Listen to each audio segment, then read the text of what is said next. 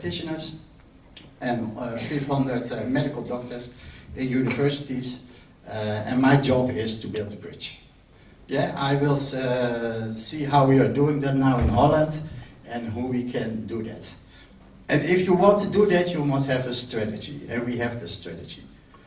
And also we must work together, and I will see also how we can do that to build a bridge. That's my job, to build a bridge between Ayurvedic and the regular doctors. And it's also Ayurvedic, yeah? Purpose is Ayurvedic. Belonging group. If you live to the belonging community, you will live 15 years longer. We have a small country, but the difference between rich and poor people in Holland is now already 7 years. If you're rich, you live 7 years longer than if you're poor. So that is very strange for a small country as Holland. Because in our thing, when I was getting a doctor, we didn't learn anything from food. We didn't get it. So now it's very important to learn that. And this is also more. So this is the 9 principles of physical, the goals, the targets. From time I will go further for the Ayurvedic. And this is what we must do from Ayurvedic and allopathy, the innovations. The innovations that I discuss and what we are doing from lifestyle meditation, Ayurvedic already knows. All this Ayurvedic is Ayurvedic. My job is to translate it, yeah? Ayurvedic already know all the innovations. Nutrition, you know it, what good food is. We can learn from you. We are just learning this now. And only daily routine, meditation, that is what we're learning.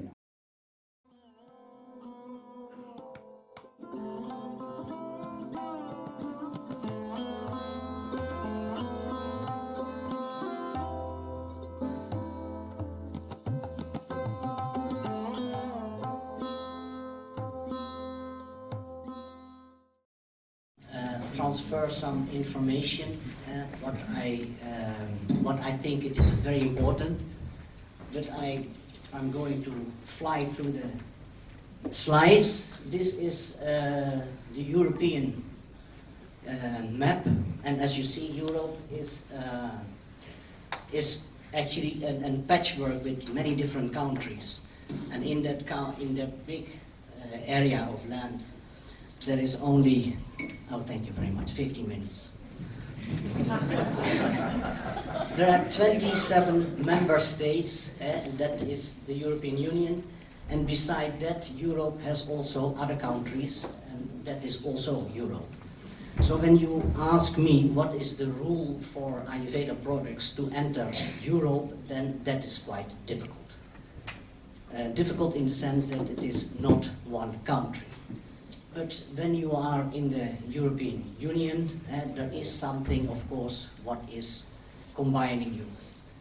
And one of the things what is important is that you can see that there are different competences, and competence according to the European Union means authority or responsibility to act.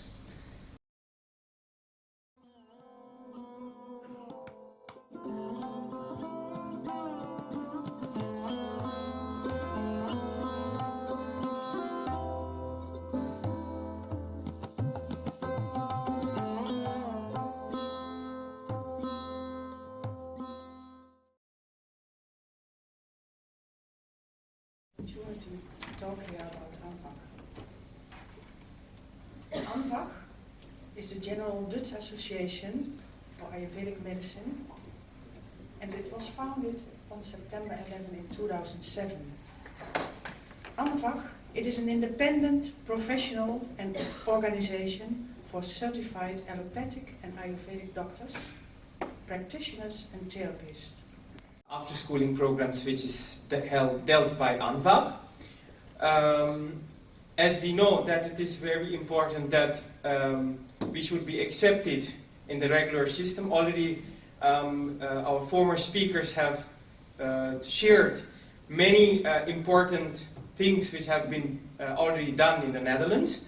So as being from the ANVAC, we want to we want to accredit all the schools also, so we should make sure that the knowledge is passed correctly, but also it is guarded. Because there are in the Netherlands we have huge players, because from 25 years it was a very big achievement for Ayurveda that we could get the insurance companies for our clients, but nowadays we can also see that we are losing that. So ANVAC is also looking into that and seeing why this is happening. So if something which we have already, if we are losing it, it's going to be a pity for us. Thank you very much, ladies and gentlemen, Your Excellency, Ms. Minister, for allowing us to conclude today's session. And actually, since we are all hungry, I'm not going to take very much of our time. And I just want to say something personal. I really feel that, like, not only me, but all of us here are the modern rishis who are setting the standards for the health of this planet, and it's an incredible feeling. Madam Minister, we meet at Geneva frequently, and it's a delight to be here again with you, and to hear your comment that vision is wellness. And I think this is a message that is not coming through in our discussions. Ayurveda is not all about having engagement with the already weakening pharma, or the pharmaceutical paradigm that we have, but how to strengthen some other dimensions. And I think Ambassador Rajman mentioned very clearly about the ongoing epidemic, the coronavirus. When you look at the biology of coronavirus infection, you see how simple daily practice can give you the strength to withstand this resistance. I want to distill our discussions. These are discussions I've engaged in over many, many months. I want to distill it with two questions, which is, what do you want out of Ayurveda? And this is both for Europe and for India. All of this, there is one difficulty, which is aligning with Europe. Dr. Cornelius Peter very nicely presented some of the difficulties. Are we understanding the EU directives? Cornelius presented very nicely about almost a wall of lack of understanding of these directives. And we are very fortunate somewhere here in this crowd to have well-qualified lawyers who understand how directives are written up, how they are revised for good or for bad. Sometimes the revisions are made just to confuse us who don't understand directives. Begin by congratulating every one of the speakers today. I think we had an outstanding session with excellent presentations. Please give all the speakers a big hand.